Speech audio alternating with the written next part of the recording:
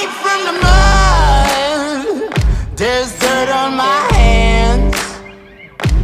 Strong like a tree, there's roots where I stand.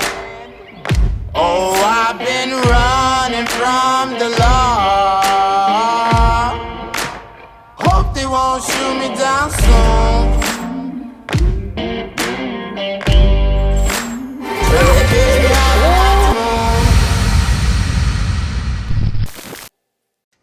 Right now, the plan is to make this the meter room, like for the hydro meter. So this whole thing is going to be the meter room on the plans. Yeah, yeah. So we're talking about. So that means that the service, because the service is coming in on that side of the they still building. left some toilet paper here. I don't know if we want to get that on camera. We've seen weirder things in Hamilton. Well, in case of an emergency, you know, we have a. You gotta go. supply. You gotta go. You gotta go. Yeah. So this actually used to be a medical center. It was all. So here was a pharmacy. Above was a pharmacy, and kind of the rest of this building was separated into all doctors' offices. So we're going to turn it into 22 apartments. It looks like this was a washroom of some sort from the pink tiles. I'm going to guess it was the female bathroom. Yeah. But this eventually will turn into the mechanical room. So we'll have 24-ish, 26 hydrometers, plus everything else that we need to put in here to make the building function properly once we get going on it. I'll show you guys another cool thing over here, which is the water supply that's coming in. So if you walk through this door, this is eventually going to be an apartment. However, one of the issues that we're looking at is, I'm sure there's a regulation with the city. They're going to want this, and for maintenance. This is where all the water supply comes in. So we have the main water meter and the main water shutoff. So behind that brick wall, kind of coming into the entrance of the building, we have another crawl space. We can open that up, and then we'll seal this off so the access will be from the other side. Pretty common that we get one or two deficiency items, but this is, I haven't heard the full report yet, so you guys are hearing it at the same time that I am, so take it from the top, Tara. Okay, so the hinges on the utility door, we just need them to be tightened so that the door closes on its own. Okay. And then we have the exposed insulation above in the utility room. That is pink. They want it switched to the green-gray. So they want the rucks all The safe rucks, and sound, okay? Yep. But he didn't say he wanted it drywalled. No, that can Perfect. be exposed. He said that was fine. Okay. But there is an area above the utility door that needs to be drywalled on the left side. Okay. And then that is it. He wants that drywall to be pretty snug above the door. And then he just wants confirmation from Rock Bar that the water meter is the one that's actually supposed to be. He says it's supposed to be 1 inch. 1 inch. So yeah. get Rock Bar to do to send the permit, and they'll send the pipe. We already showed him the permit. We went through that. He just wants because he can't properly see it in there because of the way that it was done. They'll have it documented on the so pipe he just size wants and- them to call and confirm. Okay. Yeah. So that's pretty good. There's only like really two deficiencies. Yeah. Not bad. See, Pretty good. we do pretty good here at Wise Construction. Yeah.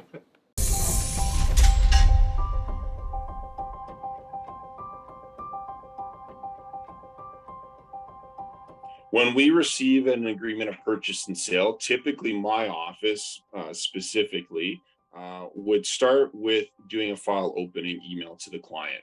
So the first thing we do is we send a very detailed file opening email. So number one, the clients know we received their APS and we've assigned it a file number and we're beginning to work on it. The next thing that would happen in that file opening email is there'd be detailed instructions on how to send us information and documents back to our office. And that information and documentation is really critical because it's going to give us in one shot all of the information that we need to prepare and process the actual file for closing. Once we've got that information back from the client and documentation, we typically, if it's a purchase, we would do a title search and prepare requisitions and deal with the seller's lawyer. Or if it's the flip side, we're selling, then we're typically responding to the purchaser's lawyer's title requisitions.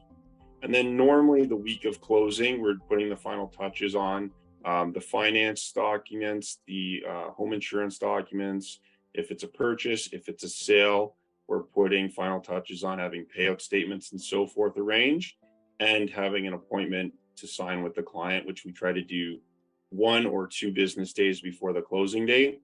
And then so on the closing date, all we're actually doing is an exchange of money and registration, and then keys or money is going to the clients after it's closed and registered. Well, the reason was we lost about 2 to 3 weeks or so on the issue with the lot. Technically, our lawyers thought that you guys were selling a lot that didn't exist. That's the issue. And then we paused for that time because we thought that deal was going to go through, which now... So we didn't arrange financing. Yeah. Because we didn't think it was going to go through. Our lawyer didn't think it was going to go through. And it took their lawyer a bit to get back to our lawyer. So we thought the deal was dead. We can't close on Monday. It's not going to happen. We need 3 weeks. We'll come up with a solution. We will close, but we just can't do it right now. It's not going to happen for Monday. It's just not. So we lose the deal, and then we have to figure out what the end result is, or we get 3 weeks. If they choose to take us to court in 1, 2, 3, 4, 10 years, whatever it is, I'll take that risk. Seriously, we need the extension. Like push them that we're not asking them to eat a fruit salad or anything like that, or cure cancer. It's just extending. It's just to extend it. Period. The end. We'll explain what happened in the other call, just so that you guys know. So there's this deal that's closing on Monday, which we're not closing on Monday, but we lost probably 3 weeks actually. Yep. So what happens when you're purchasing a property and you purchase the property next door, titles can merge if you don't change who is on title or what is on title, corporation or whatnot. So if you're like ABC 123, corp, and you close in the same corp, titles can merge. And so we thought that we had a huge problem on our hands, and so we decided to pause our financing for a couple of weeks, probably 3 weeks, and now we're back on. So well, the seller owns so there's 3 properties. They're all identical, and the seller owned all 3 properties. He's trying to sell one of the properties. They did sever it, but I guess it wasn't recognized. Right. So technically, in our lawyer, it looked like they were trying to sell a property that didn't exist. The lot didn't exist, the lot of the property or whatever it was. Anyways, the lawyers caught it. It took them a couple weeks, and now we're asking for that time back to close it. The other side's lawyer. The other side's lawyer. Our lawyer is awesome. Exactly. Big shout out to our lawyer. So obviously in this market, they're scared to delay. They might think we're not going to close, but that's not the case. We'll close. We just need that time back because it's still a good deal. We didn't think we were going to close. We were told it's a big problem. It's a big issue. You're buying a property that doesn't exist. So this is Friday. We're apparently closing on Monday, which there's no way because that's like one day. So yeah. We either lose our deposit or we have to get an extension. So Get her done. I don't even know if you know about this. No, this is for. Well, we won't say the street name, but. Okay. No. Okay. All right. Sounds good. No, we'll Hey, get it done. real life problems. Day to day. Don't sweat it. Yeah. it's Day all to good. day. See, this is the stuff I actually get stressed out about. And I get stressed out about talking. and bagels and making sure people have enough food. And talking. Oh man, awesome. All right, Dalia came in, so let's go talk to her. So what is the financing wall and how can investors avoid it? The financing wall essentially is when you get a decline from a lender or when you have to put in a higher down payment or take on a shorter amortization on a mortgage. If one lender says no because you've hit that wall with them, doesn't mean that all lenders are going to say no.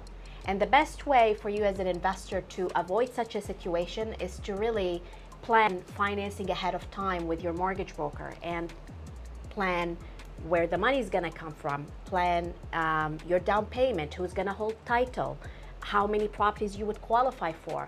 Iron out all of the details as early as you can before you go shopping. And by doing so, you would know exactly how financing is going to fall in place, and you will get financing with as many lenders that will give you the best cost of money, which is the 20% down, 30-year AM, good products on a rental that typically include line of credits, and you wouldn't run into the financing roadmap scenario with the lender. What is a DCR and why is it important? The DCR stands for the debt coverage ratio, and it's essentially the property's ability to carry the debt.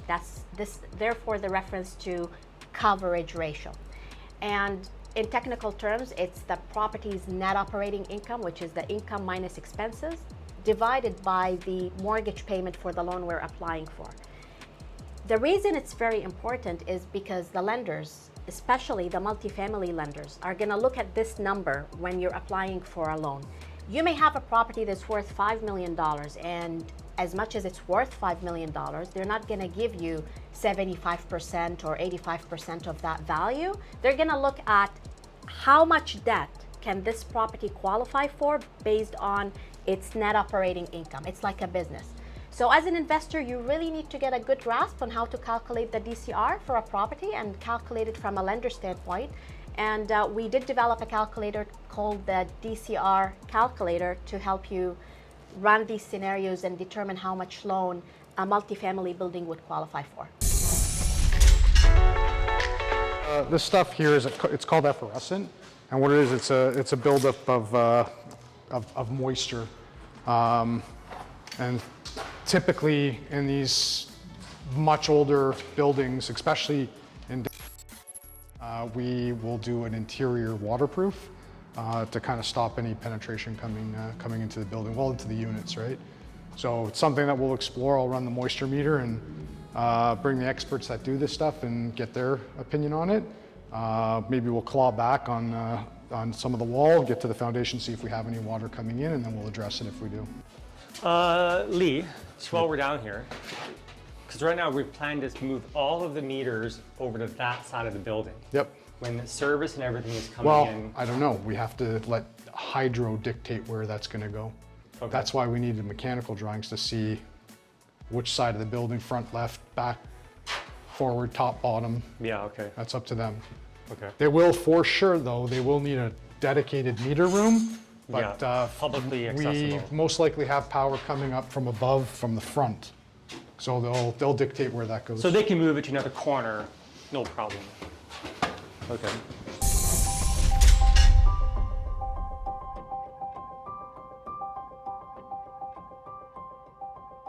Well, I mean, I think it's always beneficial, and especially with kind of the shift in the market now that it's a bit more of a buyer's market or a bit more of a balanced market.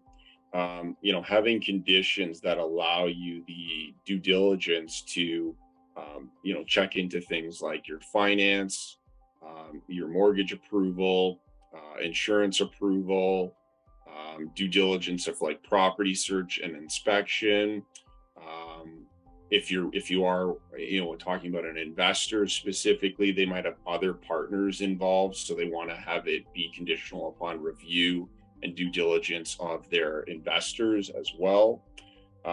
Depending on the scope and size of a project or the type of property, if it was commercial or potentially was commercial before, there might need to be environmental searches done. Another thing that commonly is overlooked, but having the deal conditional and or terms related to permits, work orders, zoning, those are really important. Easy example, let's say a client's buying a property, but there's no conditions, or at least there's no condition about permits, use, and zoning. If it turns out, in fact, the property is being bought to be used as a duplex because that's how the seller uses it, but then it turns out that there's a notice from the city when the buyer closes on the deal that it's actually not legally zoned to be used as the duplex. Now they've got a problem in fees and costs converting it to a duplex, which they didn't anticipate, which could considerably impact whether or not they would have done the deal in the first place. So that's an easy example of how adding that type of clause can be very important to somebody buying, specifically the investors. What is like the one piece of advice advice, maybe we'll start with you, Lee, on this one, that you would give somebody about what you're currently doing? I mean, you're looking at a lot of the bigger construction projects, the bigger conversions. What's like one tip or one insight that you could give somebody listening to this right now? Trust your gut. Okay. Trust Can you your gut. expand? So if you think it's a good deal, go with it. If you think it's a bad deal, run away from it. But I've always trusted my gut on the real estate side of things. Not that I've always been right, because we don't have a crystal ball and we can't predict things. But typically, if you believe and you believe in that real estate deal, you will find a way to make it work. Different opinion if you don't believe in it, but you're pushing yourself to do it. You'll regret it at the end. Okay, so trust your gut. Great advice, great insights. Ken, what's your one tip for investors watching this today? My one tip for investors would be to, when you have momentum behind you, you got to stay on top of it. Because momentum, it can be very powerful. It can be a very powerful driver. And that is what's going to continue to push you forward. And so if you have to find other people to join with to keep that momentum going, then do it. Take on a partner. I took on a partner here with Lee, and that's really helped excel the growth in the business and excel the growth in the real estate portfolio. So don't be afraid of partners, because they can really make a difference and could ultimately change your life. So. Absolutely. Aisha, what about you? Yeah, mine would be take action. Like, don't overanalyze, or don't be so risk averse that you are just looking and looking and looking, not actually doing anything. Don't be afraid if you have the right power team in place and your gut feels well, and all the things that everyone has mentioned, like, just do it and then consult the people who know what they're doing and run the numbers and figure it out. But don't be afraid to take that first step by, getting it under contract and then putting the conditions in and then figuring out if it works. But if you're always waiting to feel like, oh, I know 100%, that's never gonna happen. So you have to take that first step and then move forward. Okay, great insights. Alex, what about you? Having a positive mindset, right? Especially with everything that's going on right now and listening to the media, having a positive mindset and manifesting that, if there's a will, there's a way, and knowing that your mindset is really powerful, right? So if you're having a down day, listen to a positive podcast, right? Or read a powerful book, or immerse yourself with other investors to be able to change that mindset, right? Because if you don't have the right mindset, then you're not really going to be successful. They say the mindset is 95% of your success in real estate investing. Yeah, absolutely. More than all the education, more than all the courses, more than all the podcasts and YouTube shows that everybody is watching is going to be that mindset. I think for me, it is, taking action, like Aisha mentioned, but also mitigating your risk and taking calculated action. Because there are going to be some strategies in different markets that work much better than others, and there's going to be riskier strategies as we get into higher interest rates. And so, again, if you're buying 10 pre-construction properties and you're expecting to sign those in a down market, just be careful, because they're not going to be strategies. These strategies don't always work in every single market.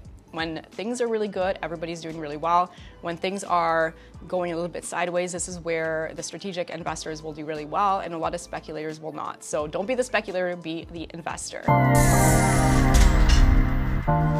there are people like Sarah, and there are many others who are out there educating. Honestly, they want to share and educate. From a perspective, you can use it as it's how you use that channel, I guess. I find that most people are educating with a sales tactic in mind, right? There's a very sales component at the end of it. It's almost like back in the day when I would go to those, my wife used to get convinced with we can get a free trip to Florida. We just have to go sit through this like timeshare thing, right? And I would tell her, I don't want to go. And then she would be like, but we're going to get a free trip to Florida. And you would go, and they start off at, you can do this for $100,000. You say no, and then they go to $20,000, then to $10,000. Yeah. I find most of these, I guess, people are out there on social media coaching these things. I find that's what it's about, right? It's about investing with however they see the benefits of them. She's different. Yeah, she's very humbling too, right? I mean, You bring a lot of value but through your aside podcast from or it, social media. Yeah, because I had to learn the hard way, and it was all just content from the US back in the day, and it didn't apply. Well, I think the wrong idea of like what actual real estate investors do, or what landlords do. And so I think it's just like, if I could do it, why can't somebody else? And I think that was my thought behind like providing the information. And I know doors open along the way. I think if you don't have a plan per se, you don't come off a salesy person. Like I was in sales for 10 years corporately. I'm allergic to selling bullshit. Oh, I've been running from the law. Hope they won't shoot me down soon.